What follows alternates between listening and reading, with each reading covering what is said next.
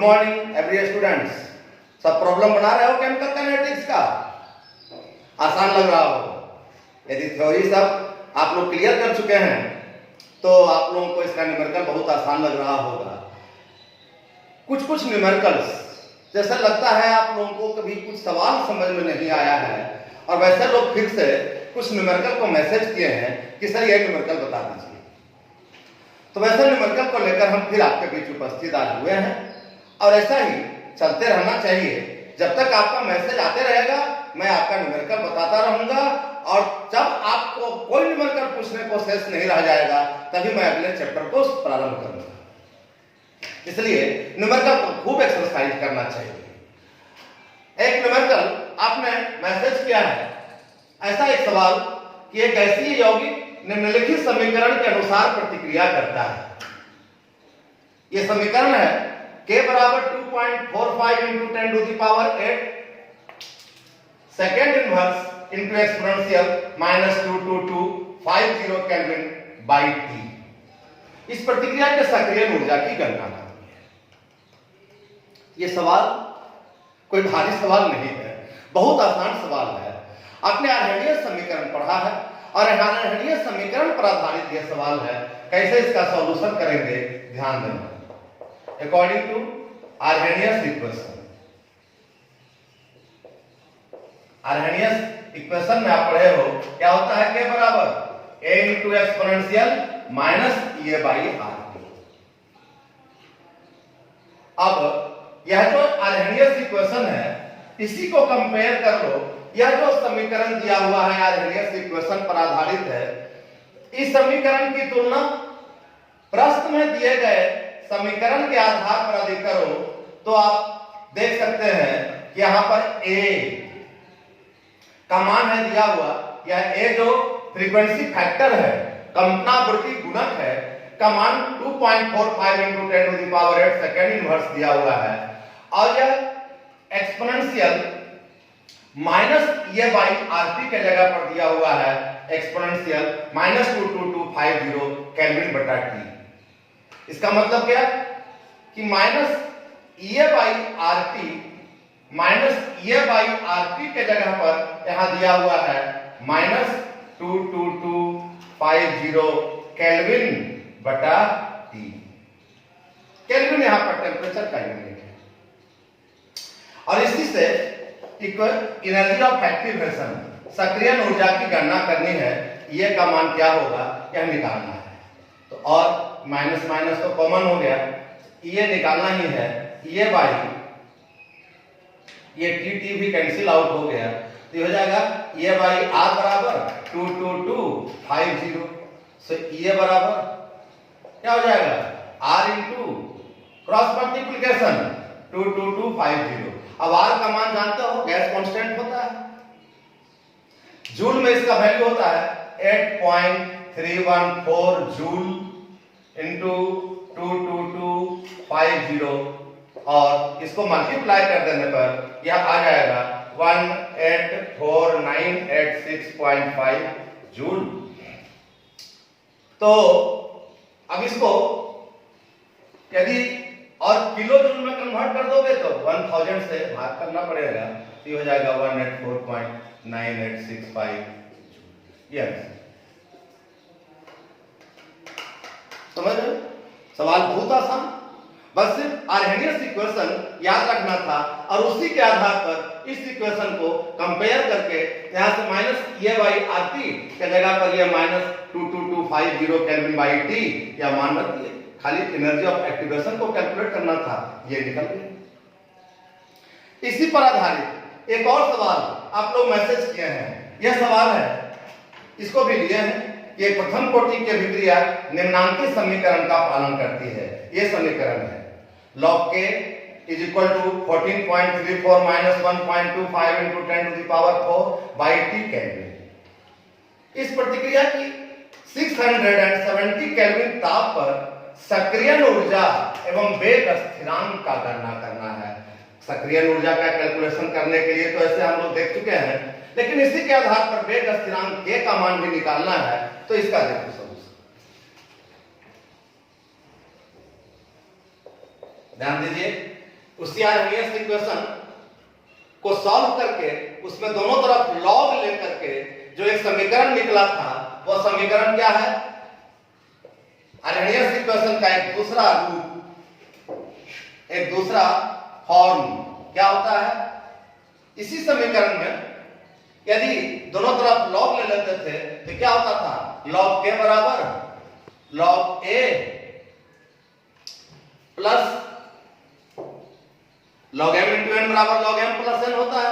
तो उसको 5 से ही सॉल्व कर देते इसको, तो ये हो जाता माइनस ये by R T. Arrhenius equation का एक ऐसा भी रूप होता है। जैसा समीकरण दिया हुआ है प्रश्न में, आर्हेनियस इक्वेशन को उसी रूप में सिर्फ लिख लिए हैं। आर्हेनियस इक्वेशन का यह दूसरा फॉर्म है, यह दूसरा रूप है। अभी समीकरण का को कंपेयर यदि हम लोग कर लें प्रश्न में दिए गए समीकरण से, तो यहां पर से क्या हो जाएगा? इस आर्हेनियस समीकरण की तुलना प्रश्न में दिए गए समीकरण से करने पर क्या हो जाएगा? लॉग के, तो लॉग के है, लॉग ए के जगह पर हो गया कितना? 14.34 और ये बाई आर टी, माइनस यहां भी माइनस यहां भी, ये बाई आर टी बराबर कितना? 1.25 into 10 to the power 4 by T. तो टी तो कट गया।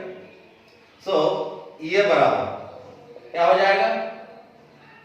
आर इधर जाके गुना हो जाएगा, R into 1.25 into 10 to the power 4। R का वैल्यू जूल में 8.314। आर का value 8.314 joule into 1.25 into 10 to the power 4। अब इसको यदि कैलकुलेट कर लो तो यह कैलकुलेट करके आ जाता है, देख सकते हो इसको कैलकुलेट करके ये आ जाएगा लगभग 293 इंटू 10 टू द पावर 4।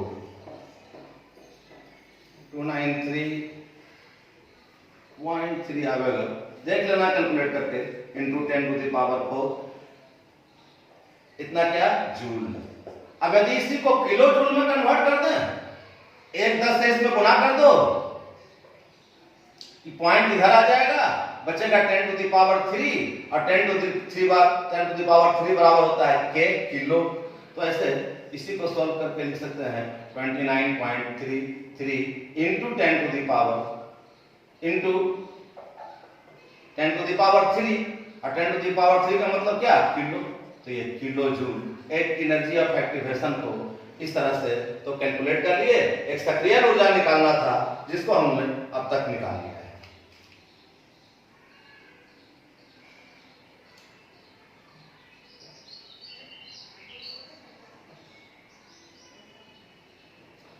ये ऐसे और थोड़ा सा विशेष आना चाहिए। इसमें 293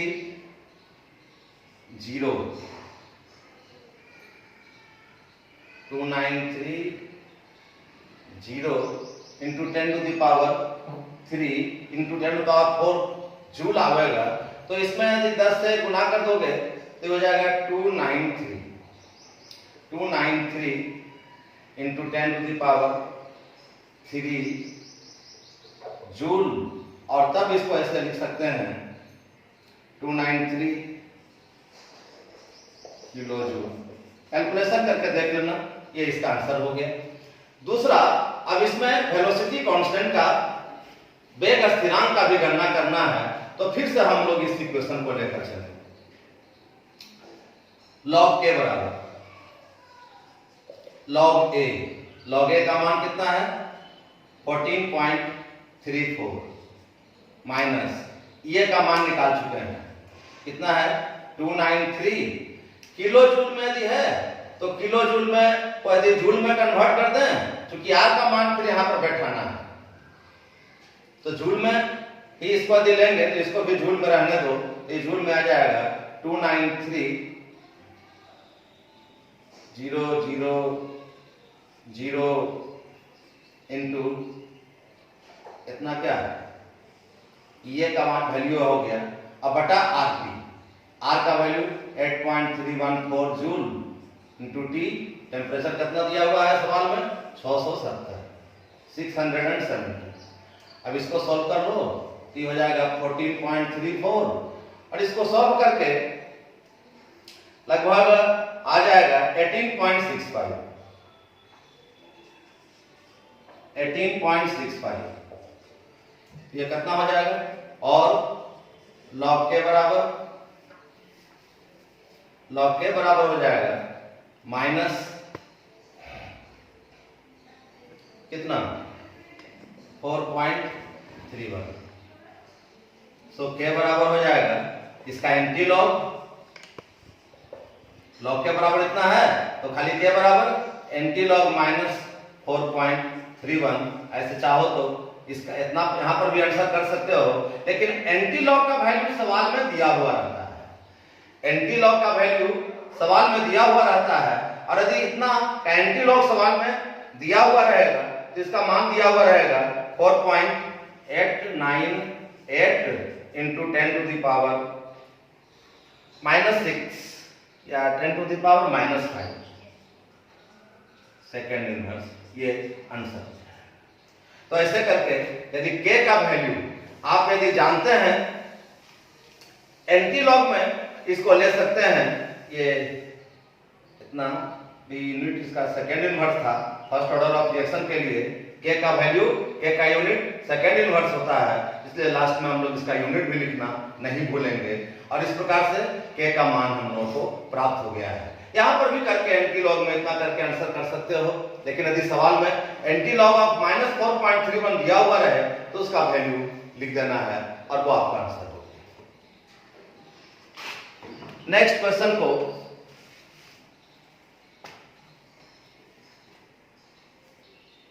यस और आप लोगों ने एक और इस क्वेश्चन को मैसेज किया है कि इस क्वेश्चन को बता दें, तो ध्यान दो। यह सवाल है हाइड्रोजन पेरोक्साइड के अपघटन से, डिकम्पोजिशन से प्राप्त निम्नलिखित आंकड़ों के वेग स्थिरांक की गणना करें। यह डाटा दिया हुआ है, टाइम मिनट में है, 0, 10, 20, 30 ऐसे टाइम इंटरवल में taken volume of KMnO4 in millilitre, 0 minute में है 25, 10वां मिनट में 16। टाइम जैसे जैसे बढ़ता है कंसंट्रेशन ऑफ रिएक्टेंट वैसे वैसे घटता जाता है। तो ये डिफरेंट टाइम इंटरवल में जो कंसंट्रेशन ऑफ रिएक्टेंट है वो दिया हुआ है और इस प्रकार से इन डाटा के मदद से इसके वेग स्थिरांक की गणना करनी है। ऐसे हम लोग जानते हैं कि decomposition of hydrogen peroxide is first order of reaction, और for a first order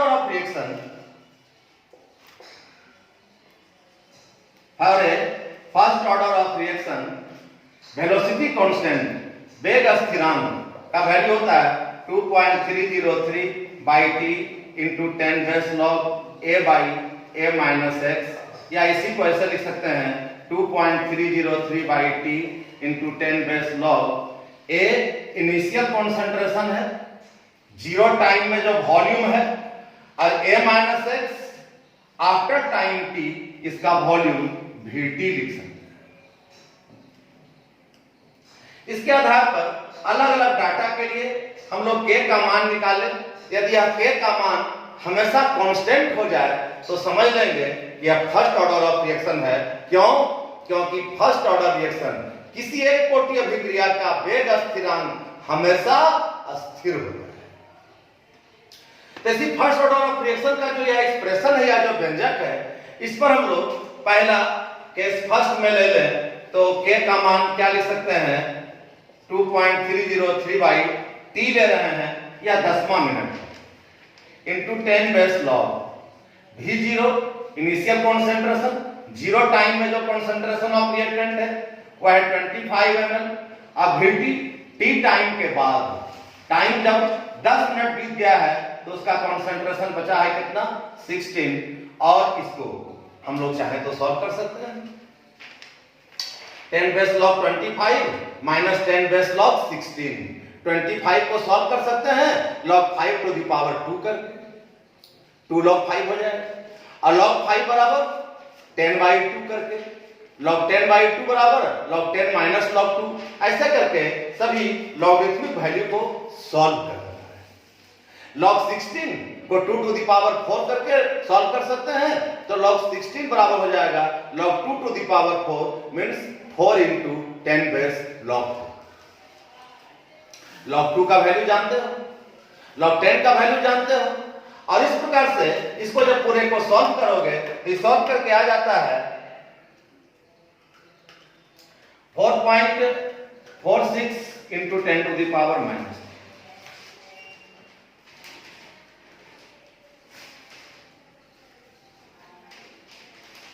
minus 2 minute. इसी ढंग से केस सेकेंड, अब इस टाइम इंटरवल पर, इस टाइम के बाद Vt कितना बच जाता है, ये V0 तो यही रहेगा। फिर इसी फॉर्मूले पर इसको यदि बैठा दें, ये हो जाएगा 2.303/t, t कितना है 20 into 10 base log, initial concentration 25 और final concentration after time 20 minutes, ये बच जाता है कितना 10.5, और इसको भी सॉल्व कर दोगे तो ये लगभग आता है 4.34 into 10 to the power -2 minute inverse. इसी प्रकार से केस थर्ड, के बराबर, अब इस 30 मिनट का जो टाइम इंटरवल है उसमें यदि इस वैल्यू को बैठा दो इसी फॉर्मूला पर, तो 2.303/30 इंटू 10 बेस लॉग 25 बाई 30वां मिनट में कंसंट्रेशन ऑफ रिएक्टेंट बच के हो रहा है 7.08, इसको भी सॉल्व करोगे, इस सॉल्व करके आ जाएगा लगभग 4.21 into 10 to the power -2 minute inverse.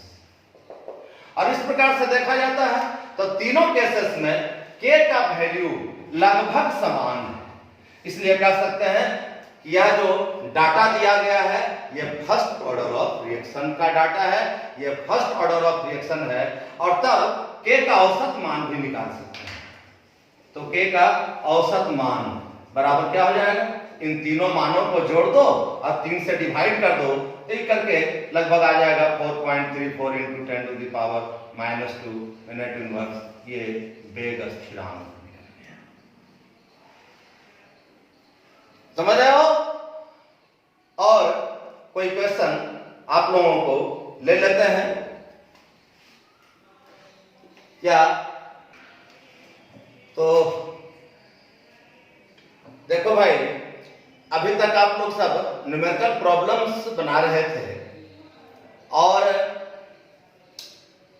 ये सभी सब हार्डर प्रॉब्लम्स है, कुछ स्टार प्रॉब्लम्स था, कुछ IIT प्रॉब्लम्स था।